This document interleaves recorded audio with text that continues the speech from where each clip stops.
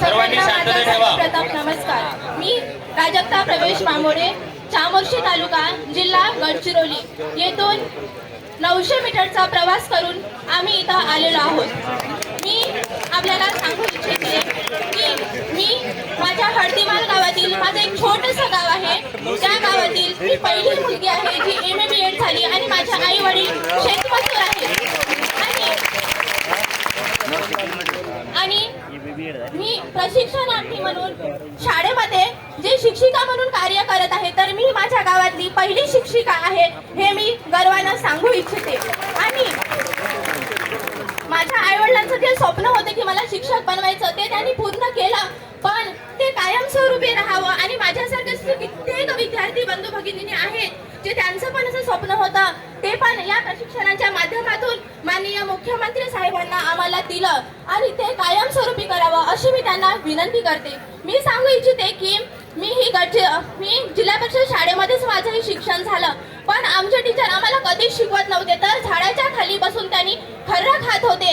हे खरा प्रकार तेव्हा खूप प्रचलित होता. त्याच्यामुळे मी सांगू इच्छिते की माझा जो बेसिक आहे तो खूप कच्चा होता. त्याच्यामुळे मी 10वी मध्ये फेल झाली.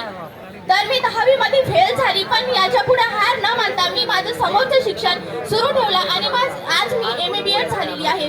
तर जी माझी कंडिशन होती त्या काळामध्ये ती आज अशा जिल्हा परिषद शाळेच्या विद्यार्थ्यांची राहू नये अशी मी जेव्हापासून माझं तिथं म्हणजे मी रुजू झाली आहे तेव्हापासून मी एकदम प्रामाणिकपणे मी हे प्रयत्न करत आहे.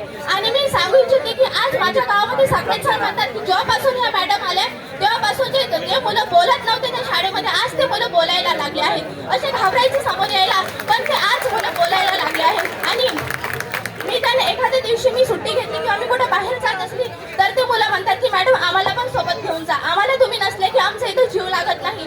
आणि मी त्यांना सांगितली मग मी इथं 6 महिन्यासाठीच आहे, 6 महिन्यानंतर कसं, तर त्यांनी म्हणतात की मॅडम तुम्ही ज्या शाळेमध्ये चाल त्या शाळेमध्ये आम्ही येऊ, असं ते मुलं सांगतात. तर मी हे सांगू इच्छिते की आज का बरं त्यांचं आणि आमचं एवढं अटॅचमेंट आहे की मला जे शिकायला मिळालं नाही लहानपणी ते माझं जे बेसिक पक्का झाला नाही ते त्यांचं बेसिक पक्का झालं पाहिजे. आणि त्याही त्याच ग्रामीण भागातून आहेत आणि मीही त्याच ग्रामीण भागातून आहे, त्याच्यामुळे आमची नाळ एवढी घट्ट बांधलेली आहे.